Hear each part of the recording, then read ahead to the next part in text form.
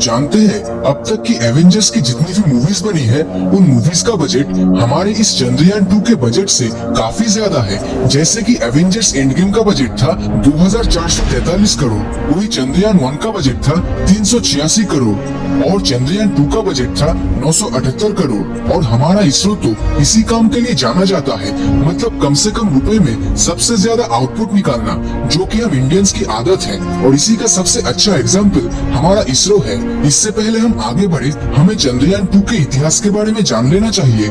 इस चंद्रयान 2 मिशन को सबसे पहले इंडिया और रशिया के कोलैबोरेशन की मदद से अंजाम दिया जाने वाला था। इस मिशन में काम इसरो को सौंपा गया था, जिसमें इसरो को अपना खुद का रोवर और ऑर्बिटर बनाना था।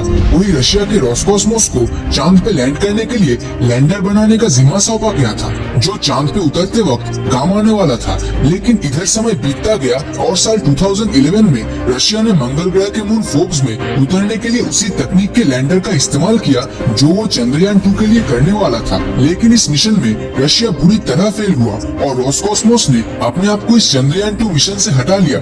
लेकिन हम इंडियंस भी कहा हार मानने वाले थे। पूरे अपने ही दम पर एक लैंडर भी इसरो बनाने में कामयाब हो गया और इस पूरे प्रोजेक्ट को 15 जुलाई 2019 को लॉन्च किया जाने वाला था। लेकिन रॉकेट के क्रायोजेनिक इंजन में लॉन्च के ठीक 1 घंटे पहले तकनीकी खराबी नोटिस किया गया, जिसके चलते लॉन्च डेट को डिले करके 22 जुलाई 2019 को GSLV Mark 3 के साथ Satish Dhawan space research centre से सक्सेसफुली लॉन्च हुआ।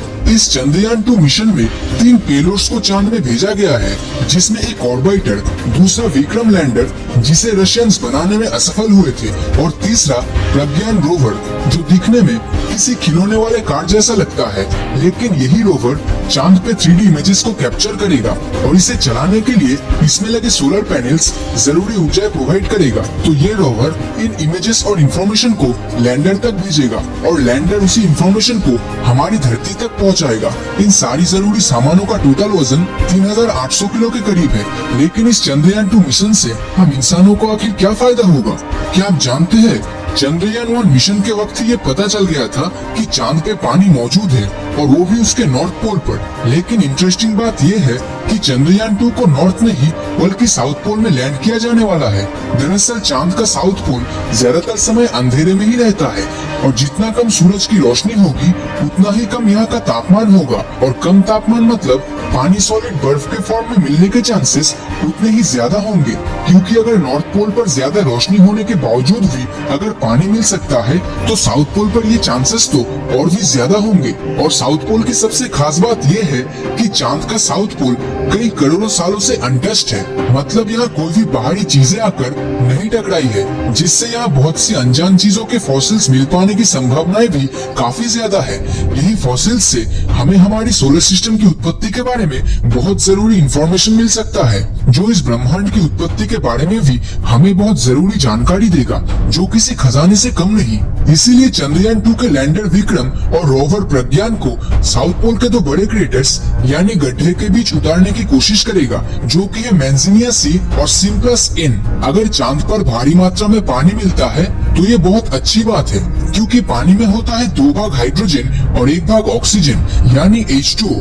तो इसी पानी से हम हाइड्रोजन के साथ साथ ऑक्सीजन भी एक्सट्रैक्ट कर सकते हैं और इसी H2O में से हाइड्रोजन को रॉकेट प्रोपल्शन फ्यूल के रूप में इस्तेमाल किया जा सकता है और ऑक्सीजन से एस्ट्रोनॉट को जरूरी सांस लेने लायक हवाएं मिलेगी।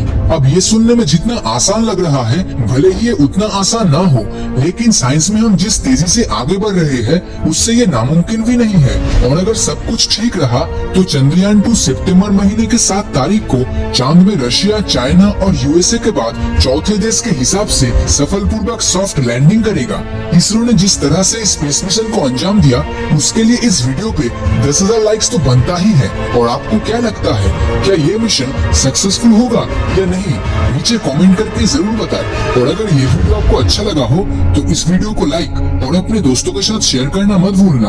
और अगर अभी तक आपने हमारे चैनल को सब्सक्राइब नहीं किया है तो सब्सक्राइब करके नोटिफिकेशन बेल को ऑन कर दीजिए, क्योंकि मैं ऐसी वीडियोस हर हफ्ते लाता रहता हूँ।